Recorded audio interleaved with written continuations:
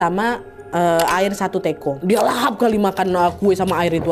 Memang masih normal, sebatas itu masih normal. Tapi setelah makan ini, setelah makan sama minum itu, tiba-tiba lidah Kai Hadri itu terjulur keluar kayak gitu loh, Wak. Dah, nggak lama setelahnya, Kai Hadri juga ngeluh badannya panas nih. Dan ini nggak cuma terjadi sekali aja, Wak ya. Beberapa hari setelahnya, pokoknya setiap habis makan sama minum, lidahnya pasti kayak gitu terus, pasti keluar. Dan dia juga sering ngeluh kepanasan, sering kayak gitu terus. Dan hal itu berlangsung terus menerus sampai Kai Hadri menghembuskan nafas terakhirnya di rumah sakit, meninggal Kai Hadri.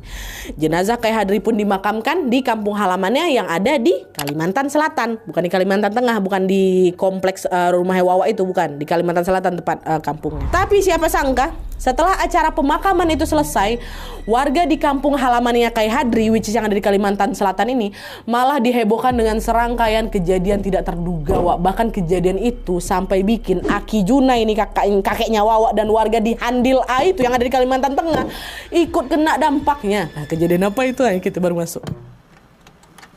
Nah, jadi Wak, di kampung halamannya Kai Hadri ini di Kalimantan Selatan ya, ada satu tradisi di mana kalau ada yang meninggal dunia, pasti kuburannya akan dijaga sama kerabat atau tetangga selama 3 malam. Nah, biasanya akan dijaga 2-3 orang, Wak. Dan di sana yang ngejaga ini akan mengaji sampai khatam 30 juz.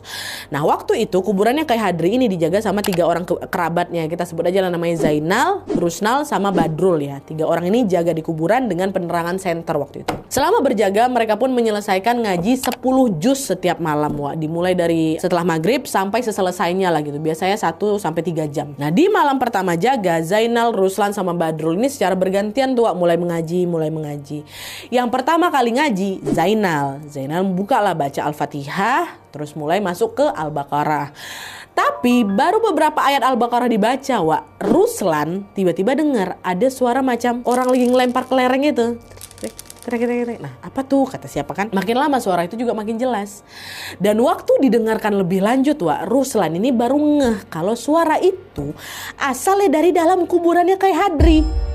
Ruslan nyenggol Badrul kan, Badrul yang belum ngaji nih. Drul, kok denger nggak suaranya barusan? Badrul nganggu aja, Wak, tapi dia nggak ngomong apa-apa. Si Ruslan bisik lagi, kayak suaranya dari dalam kubur lah, Wak. Gak usah mikir aneh-aneh lah, udah fokus ngaji aja, paling itu cuma serangga. Nah, di situ Ruslan udah mulai takut tuh, Wak, sebenarnya. Tapi dia dengerin sarannya Badrul, udah lanjut lagi nyimak ngajinya Zainal. Untungnya suara itu hilang waktu azan Isya berkumandang. Oke? Dah, mereka lanjut sholat, habis itu baca lagi sampai selesai. Dah, itu malam pertama. Ternyata nggak berhenti di situ aja, Wak. Di malam kedua jaga, Ruslan denger lagi tak suara keras.